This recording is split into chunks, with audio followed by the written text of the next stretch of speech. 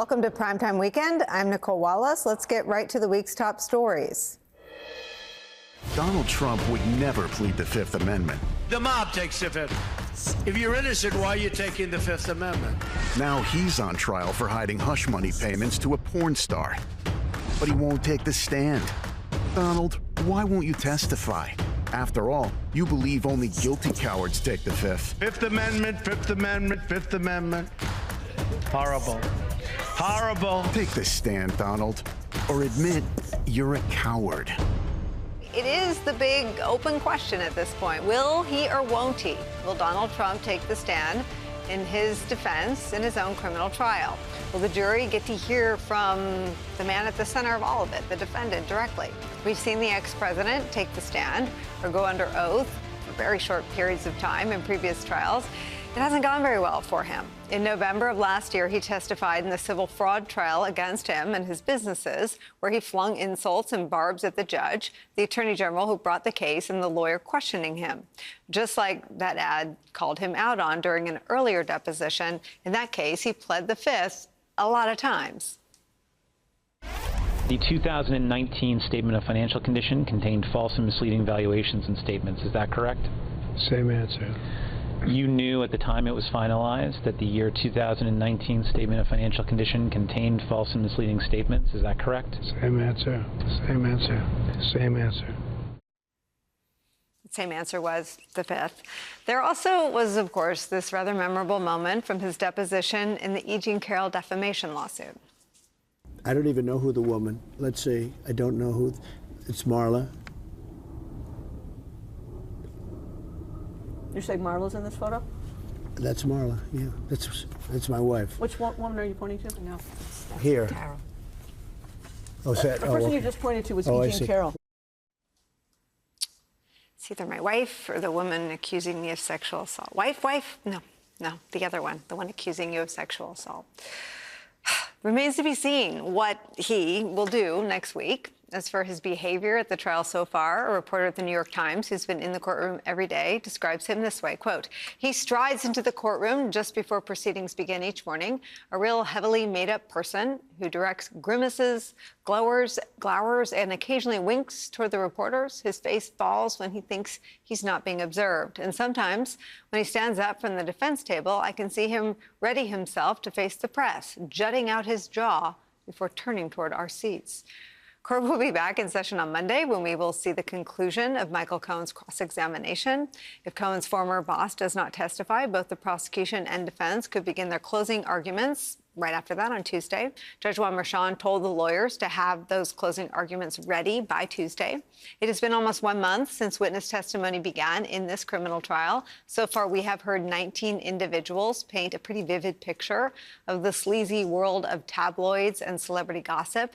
They have explained phone and bank records and described a 2016 Trump campaign in extreme damage control mode in the aftermath of the release of the Access Hollywood tape. The jury heard from Stormy Daniels, the recipient of the $130,000 in hush money. And most recently, we heard from Trump's former fixer, Michael Cohen, the man who directly ties the ex-president to those payments and their reimbursement. In just a few days, this case could be in the hands of the jurors, 12 people deciding the criminality of a man who is both an ex-president and a current presidential candidate, in the only trial that will likely take place before the American voters go to the polls. Former Criminal Division Deputy Chief at SDNY and current MSNBC legal analyst Christy Greenberg is back, plus former executive editor with American Media Inc. and special correspondent for The Hollywood Reporter, Lachlan Cartwright, is back. Retired New York City Judge George Grasso is here. He's been at the trial every single day, taking notes and watching astutely. And our friend MSNBC legal analyst Andrew Weissman. Welcome. Thank you so much for being here. I know you've visited with some of our colleagues and some of our regulars, and I wonder what your impression is from taking it all in and sort of having a sense of what stands out when the whole thing is over and jurors are sort of back and left to remember what really stuck with them. Well, overall, I think the DA has structured a very, very strong case. I think it's been fitting together. I think there's abundant evidence already on the record to support a conviction of Donald Trump with respect to all of the counts, frankly. However, on Thursday afternoon, right before the lunch break, starting around 12:30-ish, Michael Cohen took a direct hit. Prior to that, on his credibility. Prior to that, there were things like, his previous perjuries, nasty comments regarding a deceased judge, Judge Pauly, who he said was in it with Southern District, with the DA, with the federal prosecutors who prosecuted him, which I always felt very off-putting, and I imagine the jury probably felt that way too, but nothing directly on point to his previous testimony. But then they hit him with respect to a crucial phone call that he previously testified on Monday, May 13th about with Donald Trump, October 24th, about 8 p.m., 8:02 p.m. to be exact, that he was ready to pull the trigger on the scheme to get the $130,000 payoff to Stormy Daniels through her attorney, Keith Davidson. And he wanted to get the sign-off from Trump. He wanted to let him know we're ready to go because he was using his money from a home equity loan. Mm-hmm. So he testified. He calls Keith Schiller. Keith Schiller, gives him a text, call now. He calls, lays it out to Trump, good to go. Very clean, very straight. Mm-hmm. Then on Thursday, he's hit by Todd Blanche on cross-examination with some crazy call involving a 14-year-old who was threatening him. And so there's a 7:48 text from Michael Cohen to Keith Schiller saying, what do we do about people who threaten people and that kind of thing? And then it's in that context that he gets to call me to Keith Schiller. And then it's laid out that apparently the call had a lot to do with that threat. And then it's followed up, and it's a very short call. It's 1 minute and 36 seconds. Yeah, 96 And then seconds. it's followed up the following morning at about 8 a.m., or 7:58 a.m., I believe, a text from Cohen to Schiller, did you talk to the parents yet? So here's the thing. Cohen was initially flat-footed by that. He wasn't prepared for it by the DA, which was quite surprising. The DA had access to the same records that the defense did. And now this is coming out as an entirely new story. So Cohen's kind of like, I would say, tap dancing and saying, well, maybe we could have talked about both things. If it would have been in his direct testimony on Monday, it insulates it. It could have been explained. So is it fatal? How do you clean it No. up, though? Can you on redirect? Is it bad enough? It sounds like, in your estimation, it's bad enough that they're going to want to come back to it on redirect. What does that look like? 100%. What does that look like? It looks like something like it was an oversight. I had a lot going on in my life. I'm getting hit with things left and right. I forgot it. I shouldn't have forgot it. I mean, that's the best they can do. I mean, it was a very important call, though, in its own right, but it's not fatal because there's so much other evidence. The fatal part is there's key links to this evidence that Michael Cohen provides, in particular that he uniquely provides. A January 17th, 2017 meeting with him and Weisselberg and Trump on the 26th floor in Trump Tower, where they basically lay out the whole plan, the infamous Weisselberg notes, thumbs up by Trump, puts him in the soup. And then following up on February 8th of 2017, a one-on-one, I believe it was testified to as a one-on-one in the Oval Office, where Trump is saying things to Cohen like, how you doing with money? You okay? Oh, well, I'm okay. Well, don't worry. The checks are coming, something like that, which are these nine $35,000 checks signed by Trump, in addition to 2 other checks from the Trump Organization. Now, what the DA is going to ultimately have to do is convince the jury that Donald Trump had motive and intent to assist Cohen or help Cohen cover up a crime, the FICA crime. Yeah. Not that the $130,000 was really an unreported campaign contribution. So his credibility in establishing that is unique and crucial. So if the October 24th problem leads into the jury questioning these other issues, well, that's the stuff that doubt is made of. That's where we are. And how much would you expect them to come back to everything that came before Cohen? I mean, obviously they made a strategic decision that he would go last. David Pecker puts Trump in the room where the original catch and kill is hatched. Hope Hicks puts Trump on the relief couch, right, in 18. Phew! So glad that story didn't come out before. You had all these people smear Michael Cohen and make abundantly clear, one, he didn't have a leash longer than 4 inches long to do anything. Two, he couldn't spend a dime without talking to Donald Trump first. And three, he didn't have the sex and he didn't benefit from it being kept secret. Yeah, I think one way to argue this, and Josh Steinglass, who is the lead, is reported to be the person who's going to do the summation. So you can be sure it's going to be, really terrific in terms of just very experienced. And I think what you're saying is exactly how I would approach it, which is let's go through all the evidence, leave him aside. We're going to come back to him and we'll talk about him, but let's talk about all of the evidence. I mean, I read a piece in the New York Times just before Michael Cohen testified about that issue. Like, do you call him? Because the case I thought was surprisingly strong.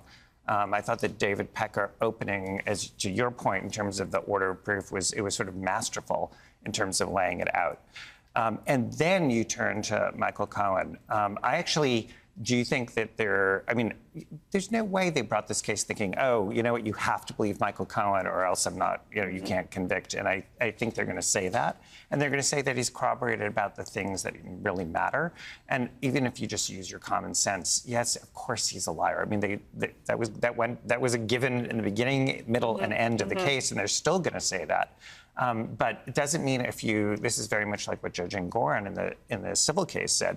You can be convicted of perjury, you can be a liar, and it doesn't mean you're always lying about everything. Right. Well, and I mean, every mob trial features unseemly characters that were part of the mob. I mean, if a witness couldn't be a flawed person, there would be very few people in our jails. I will tell you a story about, I a number of times put Sammy Gravano on the stand as a cooperating witness. He was the underboss of the Gambino family, who was then cooperating, and one of the baggage he had, in addition to participating in 19 murders, but let's leave that aside.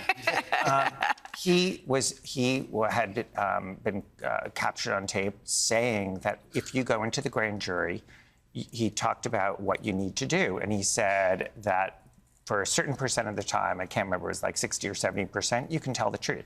And then he said for another percentage, you can kind of bob and weave, and he gave examples of how you can sort of deflect. What do you mean? I don't understand. And then he said, whatever, 10% of the time, just lie, because you have to. And I remember going to the jury and saying, the only part of that tape that is surprising is that it's only 10%. I mean, of course. And then you talk about corroboration, you talk about different interests that the person has. And that's where you can, I mean, no one is going to be sitting there saying, oh, he is a paragon of virtue. I mean, this trial, frankly, the person who comes off the best is probably Stormy Daniels. I mean, David Pecker had a hideous story in terms of this country. Hope Hicks, as Lawrence O'Donnell said, is no paragon, and was saying a lot of things, and his point was very complicit in a lot of horrific things. And so no one's going to be saying you have to believe Michael Cohen, except the defense will be saying exactly that. They will try to say he's critical and that call was central. I mean, I think the other piece of it and the other question, and I don't know this. I've only been a juror. I've never studied them. I don't know the science of them. I've never selected them. I think it probably says more about me than anybody else that I've been picked twice to sit on one. But we don't know what they've latched onto, right? But it is undeniable that the two witnesses that were slaughtered most brutally by Trump's team were Stormy Daniels, the woman he chose to have sex with, and Michael Cohen, the woman he asked to cover it up. I mean, those things they may be more sort of speak to your gut than what's happened in the courtroom, but it's undeniable. And I was sitting there and, we were just building up to it just before lunch, and they'd been throwing a lot of daggers towards Michael Cohen and obviously trying to trip him up on a lot of fronts. And yes, this was something that you could tell, Blanche was working his way to. He's raised his voice. I looked at Eric Trump. He looked around to the press. The woman they called the printer, the human printer, was looking around to us being like, did you get this? Did you get this down? As if this was the bombshell, the cliffhanger. Like after 19 days, they finally had someone. She was looking at me like, did you get, like, this is the moment. And I left lunch and thinking, you know what, you can get a lot into a 90-second phone call. You can talk about a lot of things. And I don't think it's this bombshell that I think a lot of people are making out. I didn't feel like that was just, we've come so far from David Pecker through to, Hope Hicks. There's a reason, as we've all acknowledged, that Michael Cohen was on the stand last. And what he's been saying has been corroborated already by David Pecker and by Hope Hicks. So I just didn't leave that moment and think that it was this kind of, absolute ripper bombshell as the human printer's looking at me being like, this is it. This is what we've been working for. Well, and there's this other piece of it that's Todd Blanche bombed. And so in Trump world, you only get to bomb in a public performative capacity once. So there's the legal blow he clearly landed on Michael Cohen, which they were expecting on Tuesday, which they'd previewed with the press on Tuesday. That was his goal Tuesday. He did not achieve that goal Tuesday. It was described even on Fox News as uneven. He lands the blow on Thursday. But what David Kelly said yesterday is Cohen wasn't there really as a fact witness. He was there. Everything had been pre-corroborated, pre-established. He's there to sort of add a human voice to things that people have already seen with their own eyes. Is that a fraudulent document 12 times over? Every check that Trump sent him. Who signed that one? And they weren't all signed by the same people. I mean, is it your sense that he's on the stand in the first place because they felt like everything that came before him was strong enough to withstand a blow like this? I think so. I think he's been corroborated in so many different ways. And again, as Andrew said, the story that the defense wants to tell doesn't make sense. You not only have to believe that Michael Cohen went rogue and arranged all these payments on his own, but that Alan Weisselberg did the same thing. And that just doesn't really track with everything we've heard about how the Trump organization operates. I think the one thing I would say is I agree with you. Yes, it was, I guess, a bombshell moment in the sense that there wasn't a whole lot happening otherwise.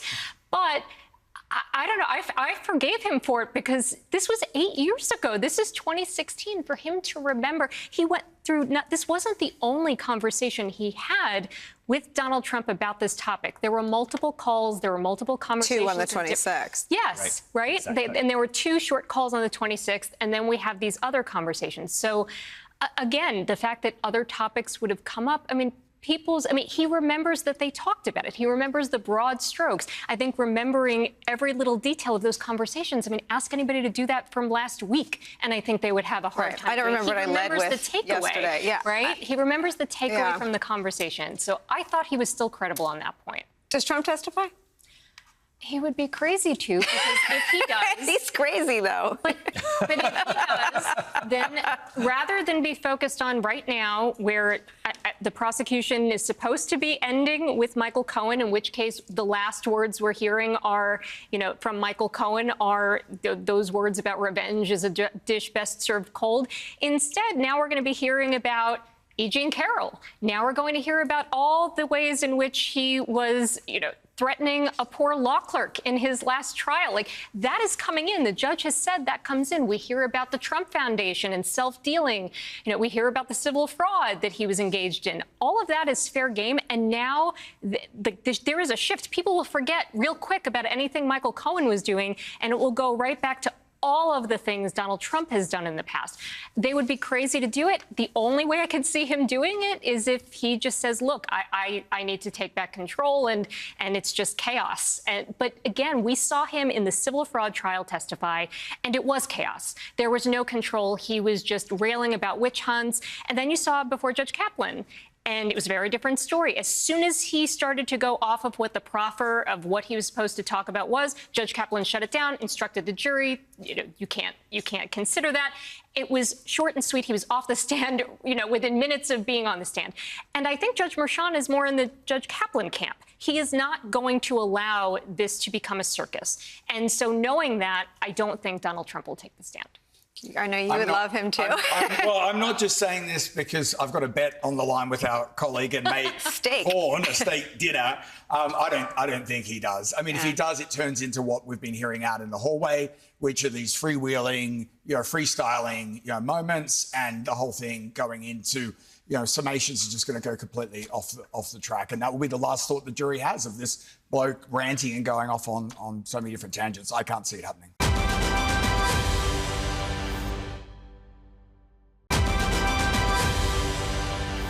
With no less than the fate of our democracy at stake, the 9 justices of the United States Supreme Court hold in their hands the power to forever alter the trajectory of our country.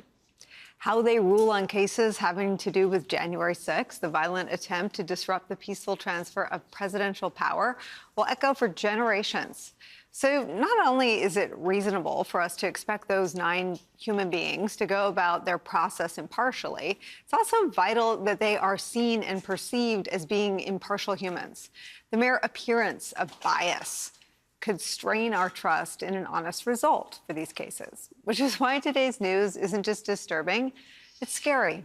The New York Times cites photos and interviews with neighbors in reporting that in 2021, days before President Joe Biden's inauguration as president, days after the deadly attack on the United States Capitol of January 6th, neighbors of conservative Justice Samuel Alito noticed something on his lawn, an upside-down American flag, a symbol commonly used in those days by Trump supporters who falsely suggested the election was stolen.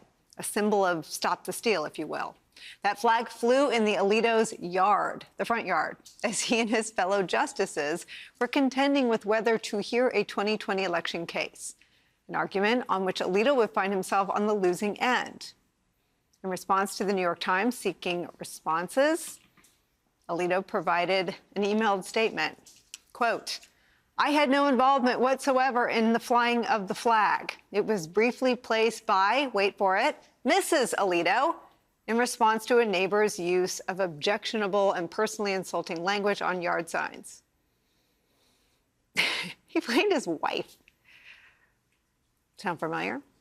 Even if one accepts that at face value, we should ask ourselves, does it do anything to alleviate the perception of bias? That an anti-Trump lawn sign, a mean neighbor, was so personally insulting to Mrs. Alito that the only recourse they had as a Supreme Court justice and that justice's wife was to fly the Stop the Steal symbol, brandished by some January 6 rioters who attacked the Capitol 1 week before in a widely televised insurrection?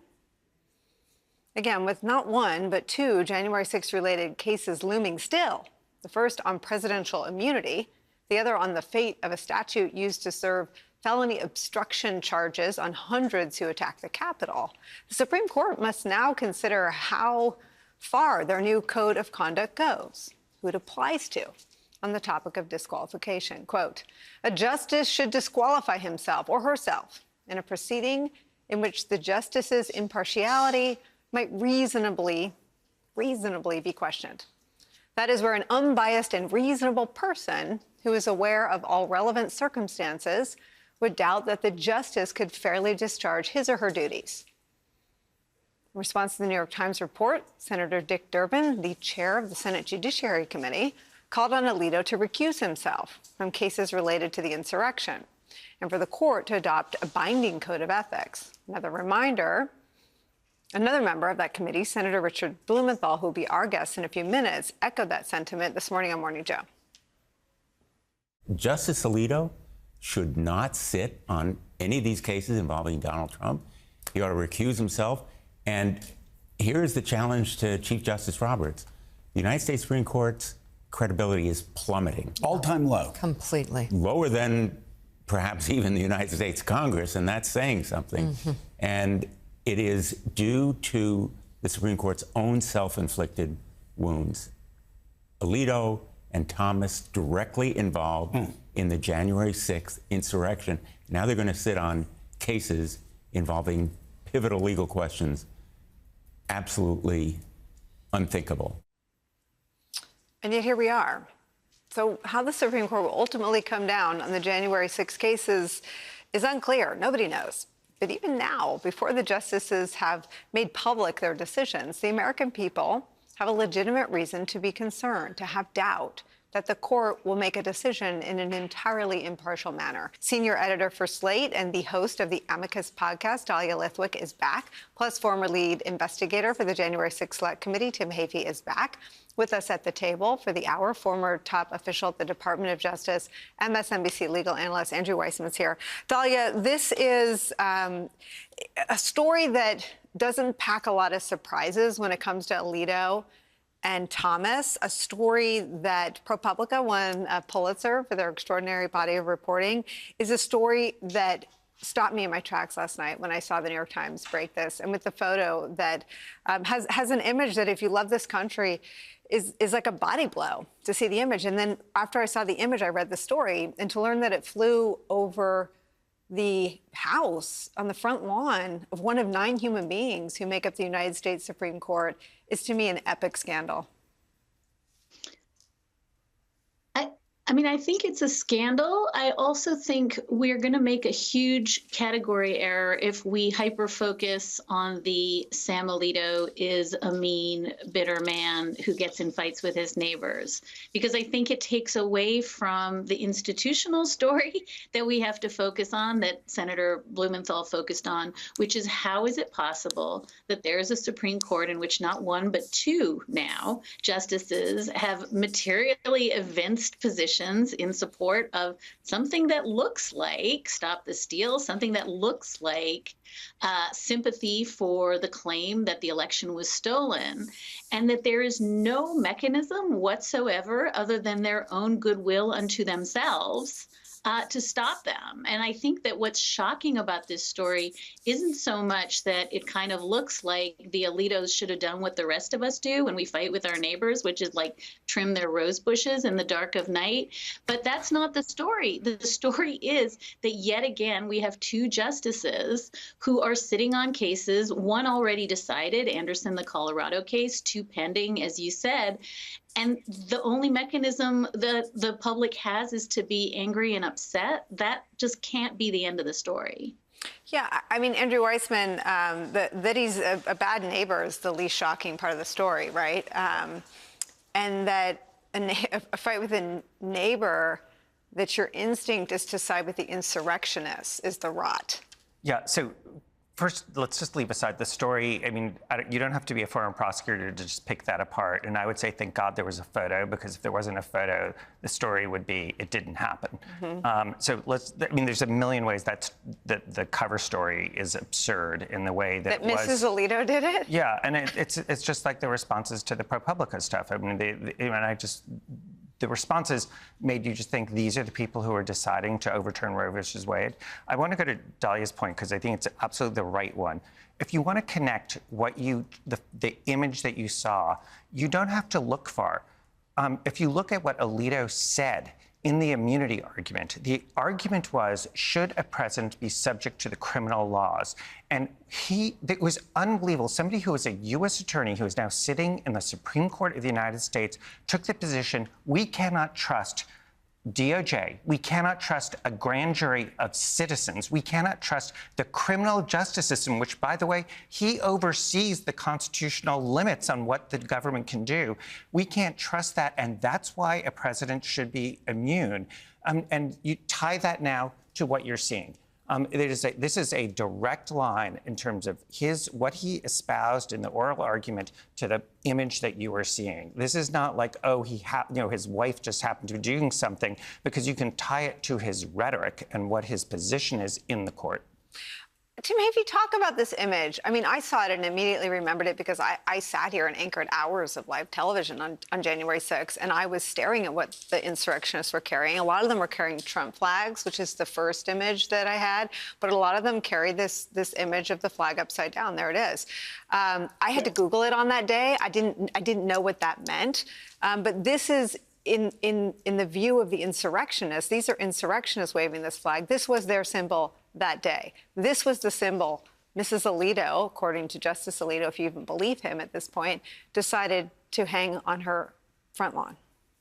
Right, Nicole, absolutely. It is one of the symbols that a lot of the rioters used to demonstrate their belief that the system was inverted, that the outcome was inverted, right? The symbolism here is that American ideals have been turned upside down, that the wrong person is being installed as president because all of this fraud has somehow gone undetected. Completely bogus, factually no foundation for that argument, but that's what the sort of symbol of the inverted flag means. And it was on display quite prominently at the Capitol on January 6th, which means there's no question that whomever made the decision to put that flag up in front of Justice Alito's house 11 days later was willingly associating with the insurrectionists with this notion that the outcome was somehow inverted.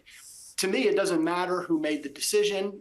It raises a very clear appearance issue, right? If a Supreme Court justice who is making decisions that bear directly upon the legality of what happened on January 6th, the solemnity of our democracy in the election, has evidence that that belief with that symbol, it, at the very least, raises an issue of appearance, of bias, of conflict, of impropriety. And that is why the rules not just say actual conflict, they say appearance of a conflict, which clearly calls for recusal.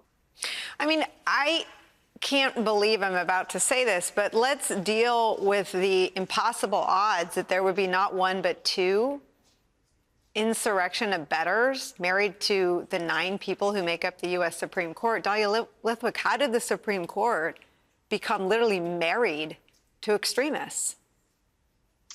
I mean, I guess I want to just put aside what we're going to hear in the coming days, which is that it's sexist to judge either Mrs. Alito or Mrs. Thomas, right? We've heard over and over again, how dare critics of Justices Thomas and Alito try to muzzle and silence their wives who are, independent agents and can do what they want. I mean, clearly, if you look at the ethics rules, it has nothing to do with muzzling your wife. It has to do with, as Tim just said, evincing the appearance that you have a dog in this fight. That's the end of the question. And clearly, if Ginny Thomas is making phone calls to legislators or she's texting Mark Meadows to say, set aside the election results, then you are compromised. It has nothing to do with subordinating women.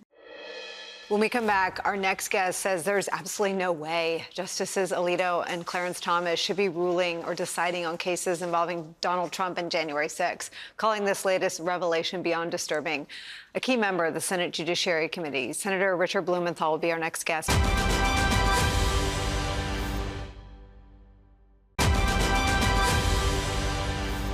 Joining our coverage, Democratic Senator Richard Blumenthal of the great state of Connecticut.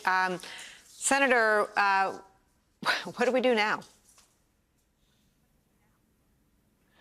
What we do now is, number one, seek a code of ethics, because the Supreme Court has none. It has rules and principles that they've adopted, but they are not a code of conduct, and they are not enforceable. So Congress really should be put on the spot.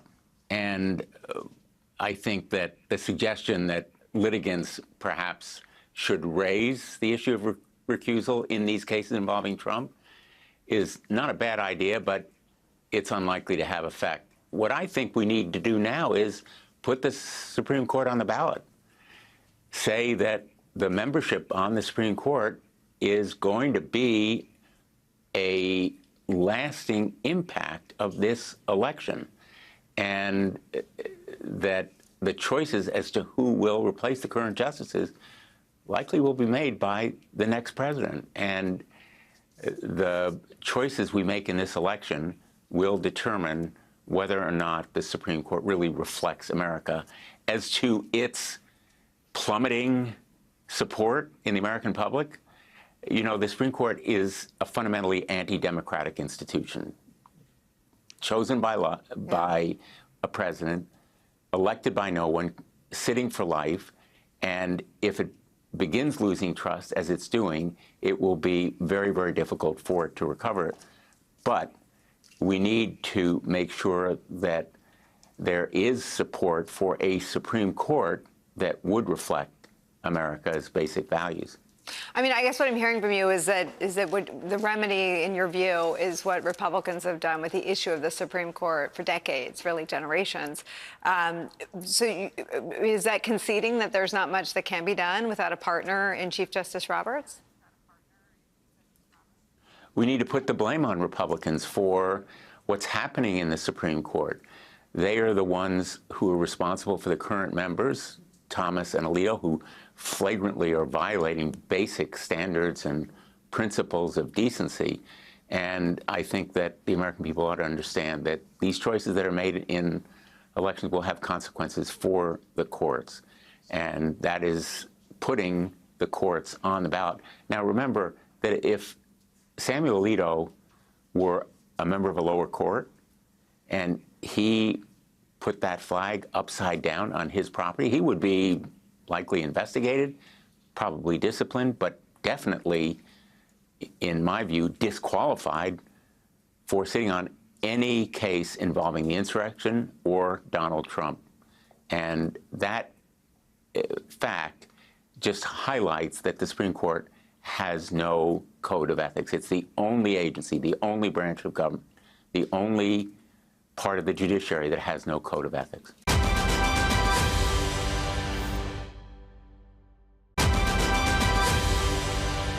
Also still to come, did criminal defendant Donald Trump find a new way around his gag order?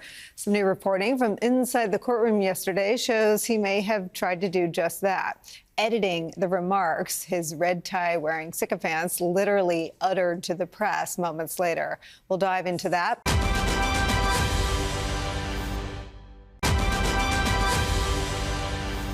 So who's it going to be tomorrow? Which lucky Republican will have nothing better to do tomorrow than schlep up to Manhattan just to join the ranks of Donald Trump's courthouse groupies, fueled by ambition or self-preservation or some combination of the two?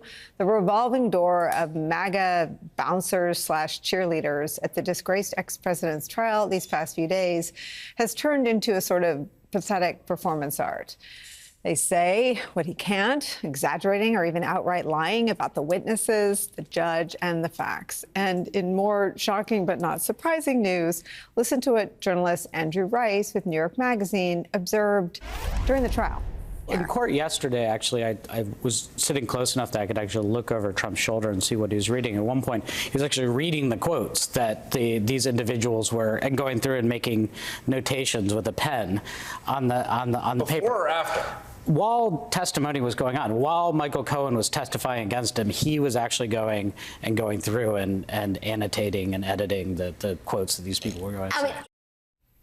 Stunning, not surprising. Joining our coverage, conservative attorney and contributor to The Atlantic, George Conway, is back. Our table's here as well. George, of course, Donald Trump was editing the things that the VP hopefuls were saying outside the courthouse, because they're the things he would say if he was not at risk of criminally violating his own gag order. That's right. But in doing that, he was criminally violating his own gag order, because that order covers any statements made on his behalf that he causes to be made. And that's clearly what he did here. He brought these people, encouraged them to come to Manhattan, edited their statements, and then sent them out so that they could make the statements that he wanted to make. But there's another thing going on here that I think is worth pointing out. This is part of a massive effort that appears to be going on the Trump side to keep this man from blowing up. Keep him on a relatively emotionally even keel for Donald Trump. I mean, you saw this last week where they've been there's a story in the New York Times where they're printing out things to cheer him up. And then you saw how last week he lost it in the courtroom when Stormy Daniels started testifying about how she spanked him with a magazine. He started swearing, and the judge could hear it, and he could have been thrown in jail just for that. And so I think that one of the things that is going on here is that they're bringing these people up there to show fealty to him, to quench his narcissistic thirst, to make him feel better, because he always feels better when he's before a MAGA crowd, or when people are paying homage to him and telling him how great he is. And that's actually probably a good deal of what's actually going on there. I mean, they are trying to maintain his psychological composure, which is a very, very difficult thing to do. George, I love the line, narcissistic thirst, lead you to think he may want to testify? Yeah, look, if I were his lawyer, in a million years, I would never tell him to testify. I would tell him not to testify. And it reminds me of that passage toward the end of Bob Woodward's first of 3 books on the administration, where Woodward quotes John Dowd, Trump's original personal lawyer, as saying, The reason why he couldn't testify is he's an effing liar. And you can't let him testify. He'd be torn to shreds in about 3 minutes. But that said, you know, he never listens to his lawyers. If he doesn't testify, it's not going to be because he all of a sudden decided to follow legal advice. He's causing his lawyers to do stupid things in court, like the cross-examination of Stormy and the miscues the other day and the cross-examination of Michael Cohen. He doesn't listen to his lawyers. If he doesn't testify, it's because he's scared. Donald, you are scared. You like to go out and stand out there in the hallway and say all the things that you say because nobody gets to ask you questions. And if they ask you questions, you just turn around and walk away. You, Donald, I hope you're listening to me, you are a wuss. You are scared of actually doing what Stormy Daniels had to do and what Michael Cohen had to do and what every other person who's called, you know, you can't call these people liars, Donald, unless you go on the stand and tell your truth. Let's hear it. Let's see how you do. Are you afraid, Donald? I think you are. This has been Primetime Weekend. I'm Nicole Wallace. Please tune into Deadline White House and all of our primetime shows weekdays on MSNBC.